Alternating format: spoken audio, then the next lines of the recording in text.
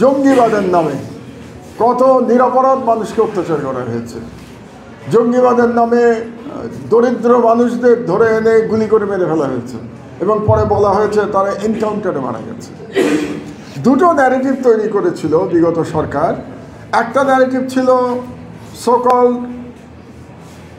Islamic টেরোরিস্টদের বিরুদ্ধে লড়াই করা, জঙ্গিদের বিরুদ্ধে লড়াই, এটা একটা ন্যারেটিভ। আর দ্বিতীয় ন্যারেটিভ ছিল 1971-এর যুদ্ধাপরাধের বিরুদ্ধে লড়াই করা। এবং দুটো ন্যারেটিভেই অ্যাকচুয়ালি টার্গেট করা হয়েছিল মেজরিটি মুসলিম কমিউনিটিকে। তো সুতরাং তার বিরুদ্ধে মানুষের মধ্যে একটা ক্ষোভ জেগে উঠছিল, এই যে ইসলামোফোবিয়ার বিরুদ্ধে। এবং ক্ষোভ জেগে উঠতে উঠতে একসময় ইয়াং ছেলেদের মধ্যে এটা বিস্ফোরিত হয়। So it was also an Islamic revolution. Number 3, very interesting, এটা খুব একটা দেখা যায় না অন্যান্য রেভলিউশনের বেলায়, it was also a nationalist revolution. Nationalist revolution কীভাবে? এটা হলো যে বিগত 15 বছরে আমরা জানি বিগত সরকার বাংলাদেশের স্বাধীনতা সার্বভৌমত্ব দিল্লির হাতে সমর্পণ করেছিল। কারণ বিগত সরকার মনে করেছিল যে দিল্লি যদি তার পাশে থাকে তাহলে এই সরকার অনন্তকাল পর্যন্ত ক্ষমতায় থাকতে পারবে। জনগণের অধিকারের কোনো প্রশ্ন ওঠে না, ভোটাধিকার নাই। আমাদের দেশে 2008 সালের পরে এতগুলো বছর ধরে ইয়াং ছেলেরা ভোটই দিতে পারে নাই। তার মানে 2008-এর পরে আজকে 2025, 17 বছর ধরে বাংলাদেশের ইয়াং ছেলেরা ভোট দিতে পারে নাই। তার মানে লাস্ট যে ভোট দিয়েছে তার বয়স এখন 18 আর 17, 35 বছর। 35, সুতরাং 35 বছরের নিচের জনগোষ্ঠী বাংলাদেশে, দেখুন ভেরি ইন্টারেস্টিং, 35 বছরের নিচের জনগোষ্ঠী ভোট দিতে পারে নাই। অদ্ভুত ব্যাপার একটা বাংলাদেশে তৈরি করা হয়েছিল। এবং এটা তৈরি করা হয়েছিল বিশেষত ভারতের স্বার্থে তৈরি করা হয়েছিল। ভারতকে সব কিছু দিয়ে দেওয়া হয়েছিল। ভারতের যা যা চাহিদা ছিল বাংলাদেশের কাছে সব চাহিদা পূরণ করে দেওয়া হয়েছিল বাংলাদেশের কোনো স্বার্থ না দেখে। ন্যাচারালি ইয়াং পিপল, যারা তরুণ সমাজ, তরুণরা বাংলাদেশের, তারা বাংলাদেশের এই যে লুণ্ঠিত সভরেন্টি, পুরোপুরি স্বাধীনতা না বললেও আমি যদি বলি রাষ্ট্রের যে সভরেন্টি, এই সভরেন্টিটাকে তারা ফিরিয়ে এনেছে। তো এই যে রিক্লেমিং of the sovereignty, this is a nationalist target. So it was also a nationalist revolution. সুতরাং এইভাবে আমরা যদি চিন্তা করি তাহলে বিশ্বে খুব কম রেভলিউশনই আমরা দেখব যেখানে 3টা এলিমেন্টই আমরা খুঁজে পাবো, একটা রিলিজিয়াস এলিমেন্ট, একটা secular element and also a nationalist element. যেমন আমরা যদি এই বিপ্লব, বাংলাদেশের বিপ্লবের সাথে আমরা তুলনা করতে পারি তিউনিসিয়ার বিপ্লব 2010 সালে। তিউনিসিয়াতে বেন আলী ক্ষমতায় ছিল 26 বছর, এবং বেন আলী এইভাবেই এক ধরনের একটা অথরিটেরিয়ান রেজিম সে তৈরি করেছিল। এবং বেন আলীর বিরুদ্ধে যে লড়াই, সেই লড়াইটা যে স্পার্কিং মোমেন্ট ছিল সেই লড়াইটা ছিল একজন ট্রেডার বু আজিজি, সে নিজেকে জ্বালিয়ে দিয়েছিল 2010 সালে। এবং সে জ্বালিয়ে দেওয়ার পরে তারপরে সেটা এই বিদ্রোহ দাবানলের মতো ছড়িয়ে পড়ে তিউনিসিয়াতে, এবং তারপরে বেন আলী পালিয়ে যেতে বাধ্য হয়। বেন আলী সৌদি আরবে পালিয়ে যায় এবং তারপরে তিউনিসিয়ায় রেভলিউশন হয়।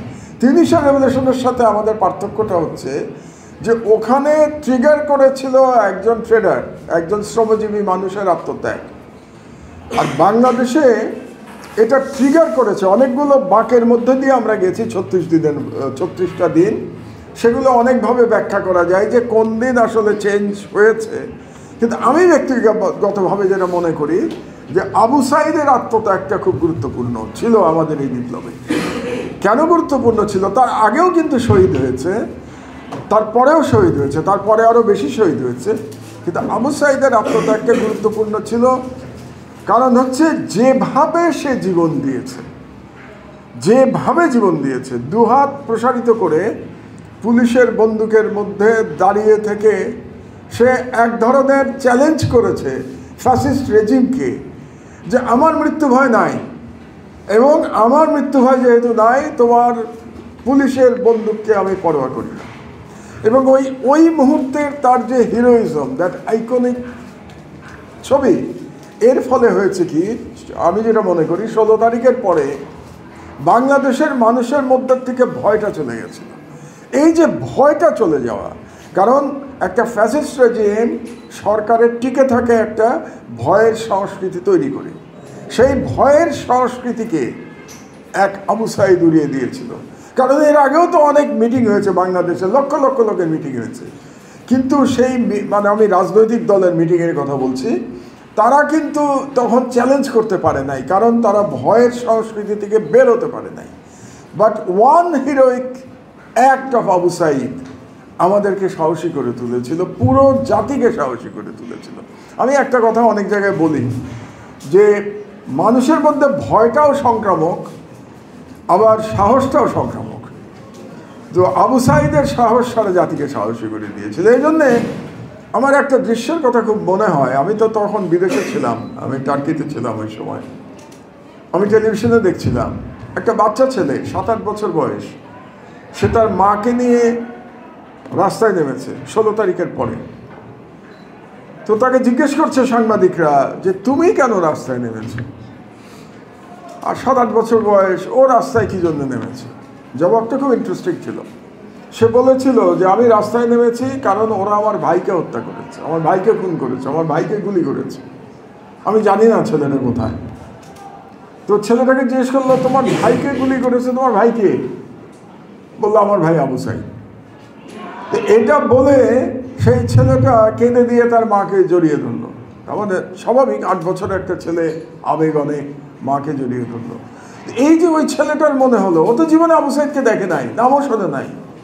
ও হয়তো এরকম টেলিভিশনে দেখেছে যে আবু সাঈদ কীভাবে 2 হাত প্রসারিত করে পুলিশের ইয়ের সামনে দাঁড়িয়ে আছে, বন্দুকের সামনে। ওর কাছে মনে হয়েছে যে আবু সাঈদ তার ভাই। এবং আবু সাঈদের ওই মৃত্যুর পরে আমার মনে হয়েছে, সব তরুণদের কাছে মনে হয়েছে যে আবু সাঈদ আমার ভাই। বাংলাদেশের সব মায়ের কাছে মনে হয়েছে আবু সাঈদ আমার ছেলে। বাংলাদেশের সব তরুণীর কাছে মনে হয়েছে যে আবু সাঈদ আমার ভাই। তো এই যে আবু সাঈদকে ভাই বা পুত্র মনে করা পুরো নেশনের, এটা সবাইকে একতাবদ্ধ করেছে যে আবু সাঈদ তো আমার পরিবারই মানুষ, তাকে এইভাবে মেরে ফেললো, কাজে আমার কিছু একটা করতে হবে, আমার রাস্তায় নামতে হবে এই জালিম সরকারের বিরুদ্ধে। তো সুতরাং আমি ব্যক্তিগতভাবে মনে করি যে এই আবু সাঈদের আত্মত্যাগটা খুব গুরুত্বপূর্ণ ছিল এই বিপ্লবে। আরও হয়েছে মুগ্ধ, সেই পানি লাগবে ভাই, এটাও একটা অবিশ্বাস্য ঘটনা।